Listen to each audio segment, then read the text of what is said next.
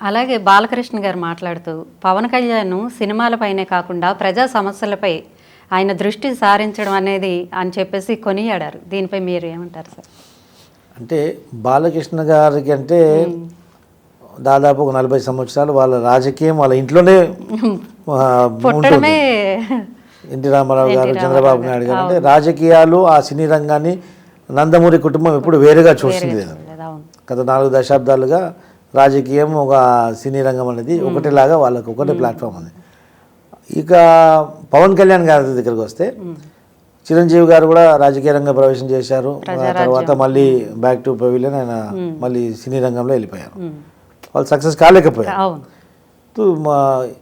ఇక సుదీర్ఘంగా ఆ యొక్క చిరంజీవి గారి కుటుంబంలో, పవన్ కళ్యాణ్ గారి కుటుంబంలో ఇక సుదీర్ఘంగా ఒక లాంగ్ టైమ్ రాజకీయాల్లో ఉంది పవన్ కళ్యాణ్.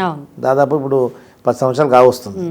ఆయన పార్టీ పెట్టి పార్టీలో వచ్చేసి ఆయన పోటీ చేయనప్పటికి కూడా ప్రజా సమస్యలపైన ఆయన ఎప్పటికప్పుడు స్పందిస్తున్నారు. కాబట్టి ఇవి ఒక పరిపక్వత అన్నది వస్తుంది, ఒక మెచ్యూరిటీ అనేది ఒక పోను వస్తుంటుంది. కాబట్టి ఆ మెచ్యూరిటీ పవన్ కళ్యాణ్ నేను గమనిస్తున్నా అన్నది ఆయన ఒక పరోక్షంగా చెప్పడం. సార్ అలాగే 1982లో ఎన్టీఆర్ గారు పిలుపునిస్తే చాలామంది కలిసి వచ్చారు, కథలు వచ్చారు ఆయన కోసం. సేమ్ అదే సీను ఇప్పుడు లోకేష్ ముగింపు యాత్రకి అదే సీన్ వచ్చిందని వ్యాఖ్యలు వినిపించాయి. అంటే ఎన్టీఆర్ గారితో పోల్చడం అనేది కరెక్టే అంటారా? అంటే ఆ బ్లడ్ ఆ డిఎన్ఏ ఎక్కడ పోతుందండి? ఎందుకంటే ఆ గంభీరత్వం ఒక కోణం లేకుండా ఇంకో కోణంలో కనిపిస్తుంది.